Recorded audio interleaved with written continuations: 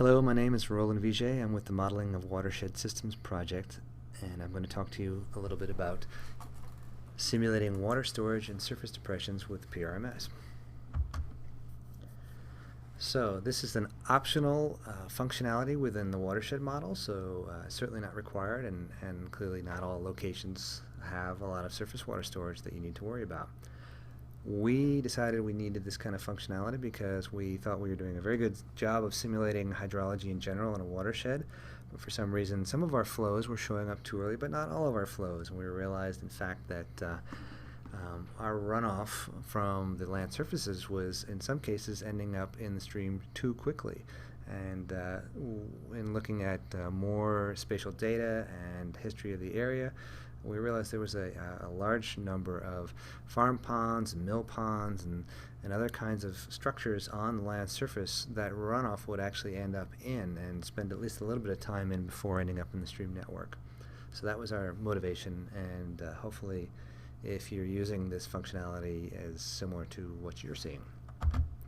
So here's an extreme example where clearly you might have a ton of surface depressions, and really water getting across all of this into a stream could take a long time and really change the overall hydrology of a watershed. So our initial development watershed was nowhere near as heavily pitted as this, but it still made a big difference. In terms of the overall importance of surface water holding bodies in watersheds, this is just sort of a very aggregated view looking across the whole country. So if you look to the graph at the right in particular, we see sort of total area in the country associated with water bodies of a certain size.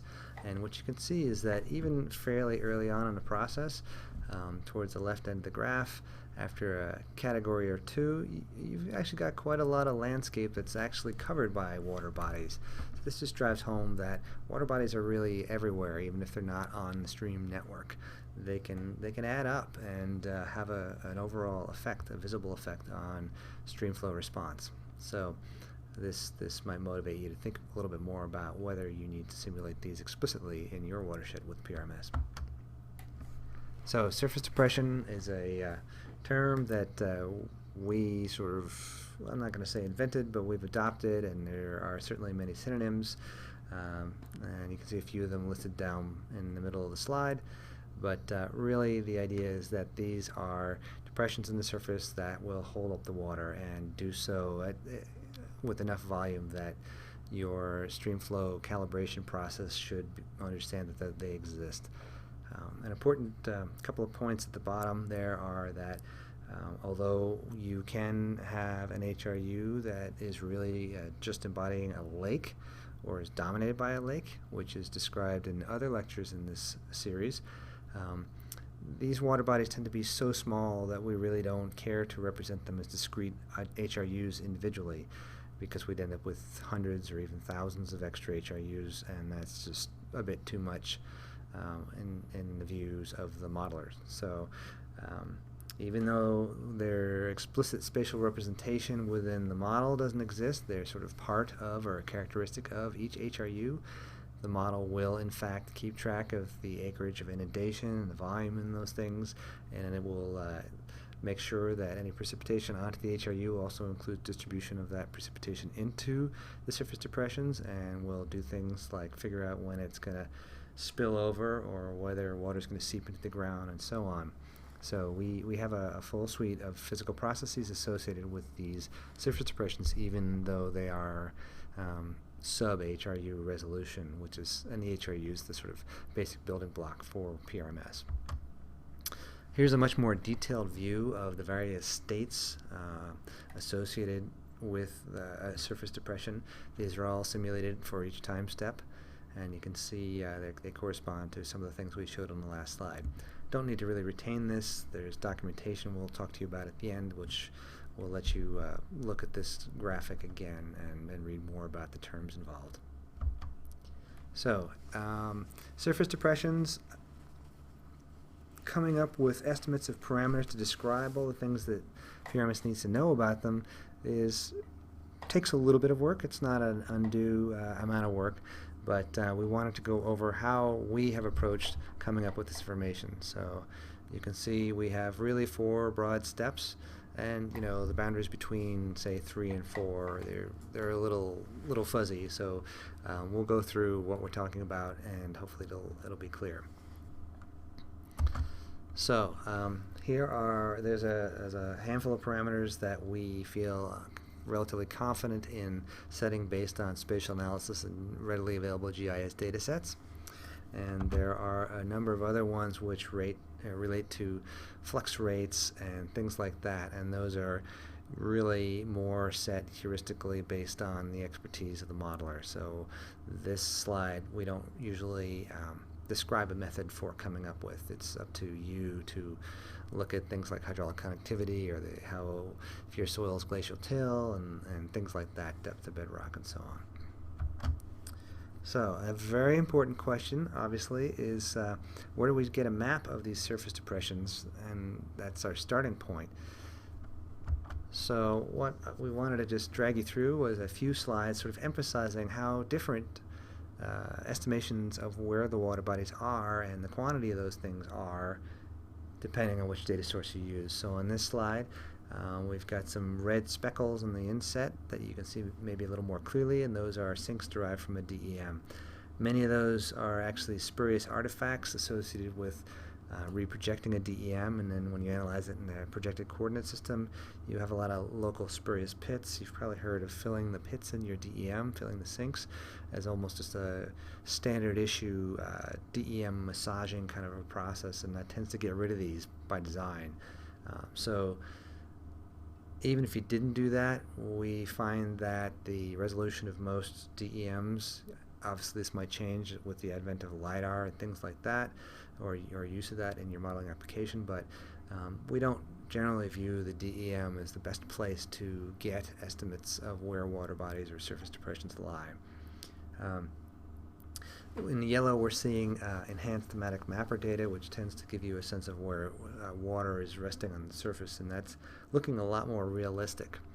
So obviously we still get the main stream path, which is different than what we're after, so we would probably throw that out if we use that. Here's yet another view. So we in the lower 40, or in the United States, are very fortunate that we have something called the National Hydrography Dataset, which is a vector-based representation of the nation's water bodies and streams.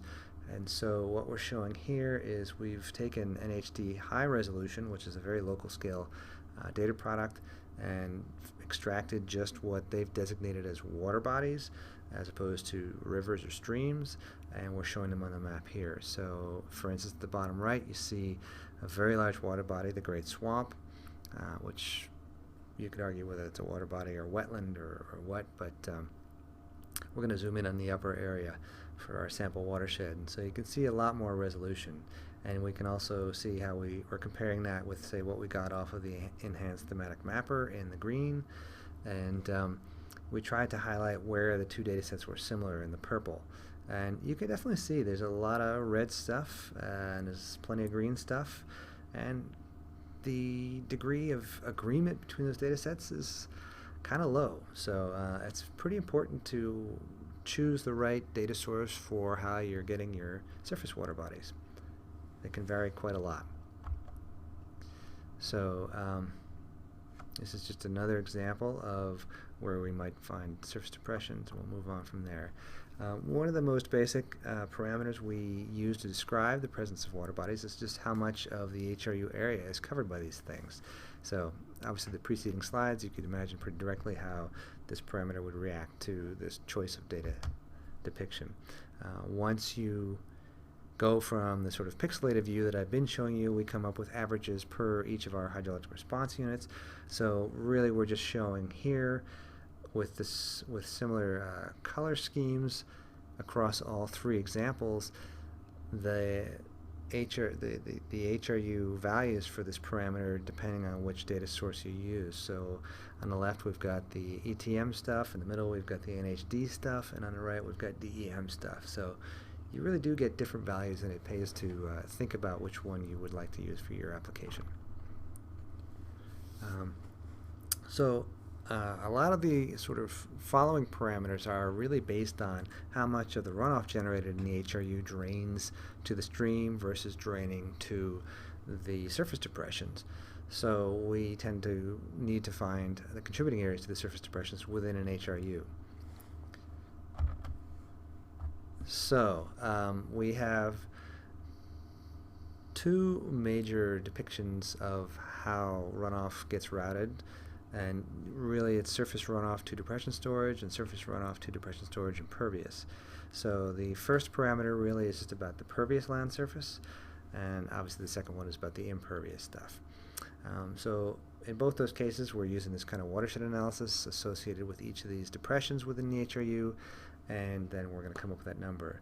So the next couple of slides we're going to kind of illustrate to you how defining the contributing areas takes a little bit of filtering. There's definitely a judgment call there. By and large, a lot of the ways in which we get contributing areas includes what we'll call on-stream water bodies, and we tend to want to exclude those because all of the HRU will eventually leave through the associated stream path. So if you maintain water surface depressions that are actually on stream, you're going to find that 100% of your surface runoff, no matter where you start from, ends up going into a surface depression of one kind or another. So we think that's not quite accurate, not what we want to say. So we're going to filter on that. So for example, on the far left, we see if we just take our water bodies straight ahead and we say what's the contributing area, you can see there's almost no white in that map. Almost every square foot of this whole basin ends up running into some sort of water body. So what we did in the next figure B is we said, all right, well, you need to actually not be touching the stream for your water body to be considered for this watershed analysis. You see essentially a drastic reduction. So we feel this is legitimate in that if you've got a water body that's sitting on the stream and runoff hits you, you're probably a free-flowing water body, so any water that comes into you will probably go out of you unfettered, and really it's just a matter of distance or travel time as to when it leaves and not about impoundment. So growing further from that idea, we said, all right, well, if you're a water body and we're going to exclude at least the portion of your area that is within a certain distance buffer, in this case 300 meters from a stream. So if a water body is kind of half in what you might call the riparian zone and half out, we're going to exclude the half that's in and then find the contributing areas. So what we see is a relative reduction from B to C in terms of the overall drainage area. And then the far right one is the most extreme example where we just said your water body footprint for each individual water body must be fully beyond 300 meters from the stream. So you can see how these differences could play through and seriously impact the values you assign for SRO to depression storage, impervious and non-impervious. So I think we already had that slide, so we'll move on. So as you noted, those SRO to depression storage parameters, they care about whether the surface is impervious or pervious. So we're talking about imperviousness a little bit. We tend to get grids from sources like the National Land Cover Data Set for various years. It's telling us a floating point number from 0 to 1 about how impervious a given pixel or cell is.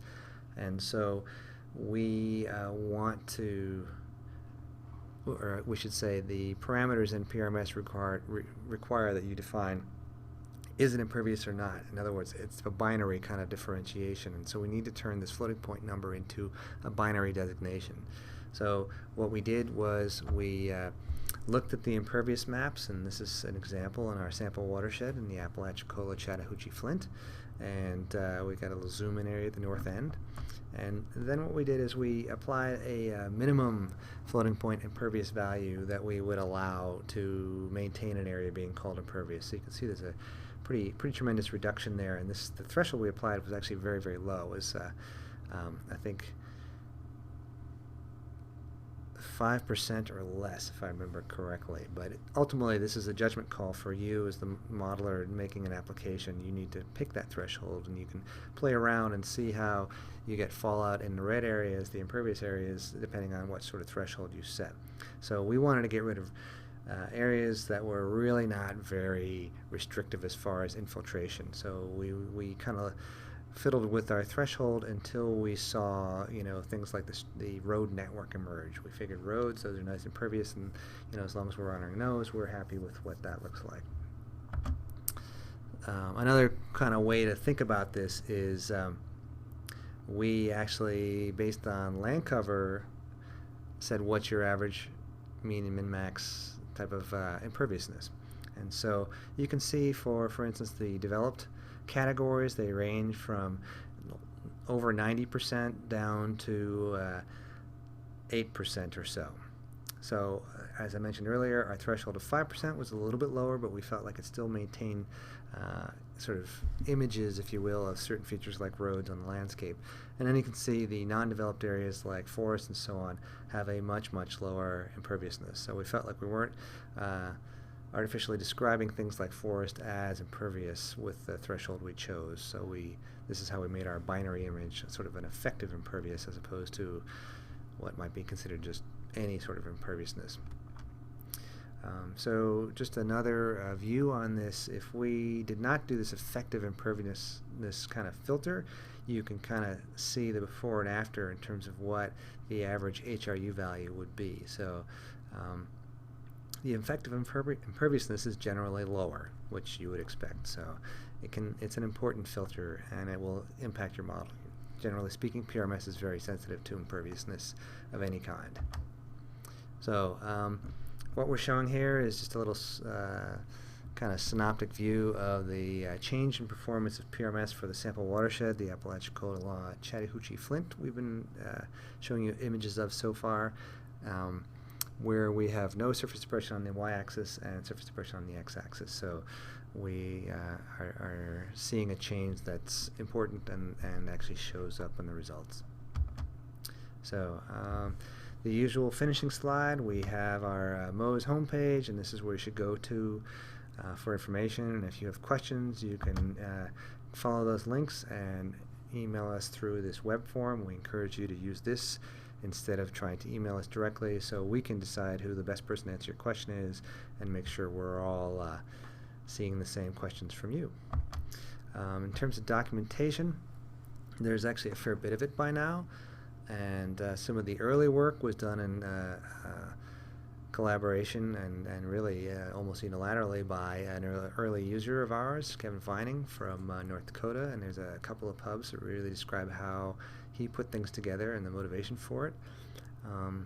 We took that approach and sort of began modernizing it with the 2010 paper you see there, and that gives you probably a lot more background and rationalization as far as the techniques that you've seen in this particular presentation. You should always be familiar with the PRMS manual, which is there, and then there have been some updates in terms of the parameter names, which are reflected in this presentation, but might not be in earlier versions. So for instance, the 2010 paper might use slightly old parameter names and things like that. So you should keep your eyes open for that 2015 publication that it has been approved and is being released through our website right now. And that's all we have. Thanks very much.